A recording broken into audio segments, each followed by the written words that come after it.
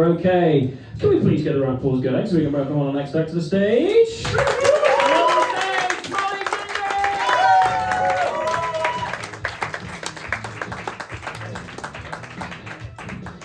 Right, I'm Jeannie's friend Molly. I'm Molly, but I am still Jeannie's friend. She's still there. It's really nice to be here. I have a 5-year-old, so honestly, just like any fucking excuse to get out of the house, I will grab it with both hands.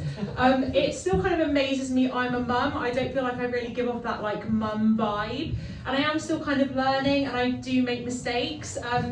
So for example, Halloween just gone, we woke up and my son said to me, "Do you mind if I wear my costume all day?" And I said, "No, Slay King, I'm desperate for you to like me and think I'm cool, so like go for it." So he got his costume, which was a very tiny Grim Reaper, which is like super cute, right?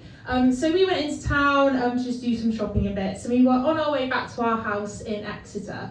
And to get to our house, you have to walk past the church. And as we approached the church, you guys are one step ahead. It became very obvious to me very quickly that there was a funeral happening. And I was like, this is one of those tests that like God bestows on you. And he's like, this is your chance to kind of like show your parenting skills.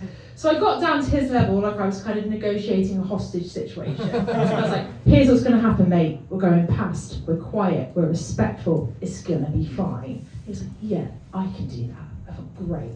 So we walked past kind of the funeral party, and I thought, this is going fine. We're getting a few looks, but you know, it's going all right.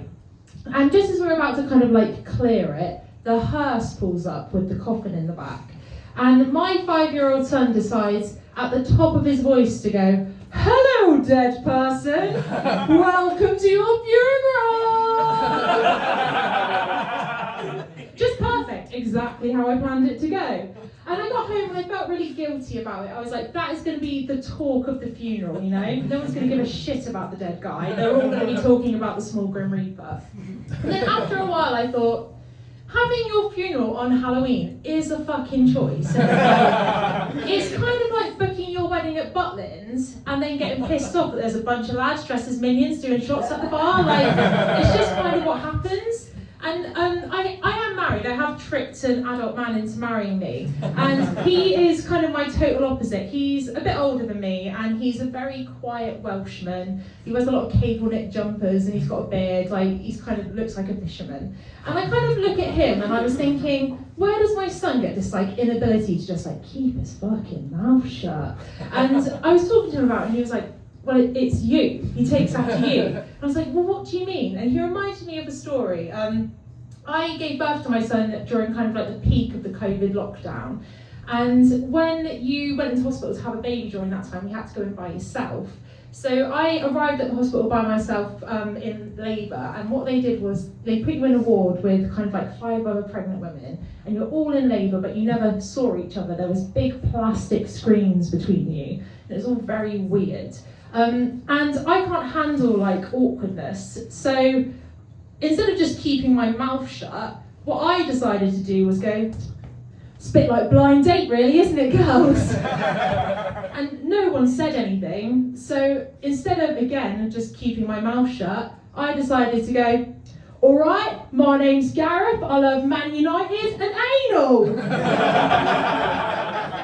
I don't know if you've ever been told to shut the fuck up by 5 women in active labour, but it is quite harrowing, and that is also how I found out you can have a complaint made against you as a patient in a hospital. Who would have thought it? One of the things that I also discovered when I became a mum is that you can kind of feel like, yeah, this is how, I'm a grown-up now, you know, you can't get really more grown-up than that. I'm in charge of another human being, but your past will always find you. So Christmas just gone, I was like, what is like a fail-safe day out? I'll take my son to see Santa. Perfect, nothing can go wrong. So we went off to like a grotto, and we all know Santa, we all know a grotto. What can go wrong? And the way the grotto worked was you queued up to see Santa. When you got to the front of the queue, an adult dressed as an elf came out to get you all hyped up to go in. So we queued up, and we got to the front, and our elf came out, and it became very obvious to me very quickly that it was the man I lost my virginity to. Great stuff. And there's a lot of things you can prepare for in life. One of the things you can't prepare for is seeing your first sexual conquest in bells and tights. So we kind of went to the grotto, and I was doing that very British thing of like pretending you haven't seen someone naked and just not mentioning it. So I just kind of said, how are you? How's your mum? How's life? And he said, I can't actually talk to you because it's in my contract that I have to stay in character as the elf.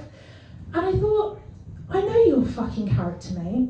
And it's the guy that fingers girls at house parties. I've been Molly Kinsey, thank you very much.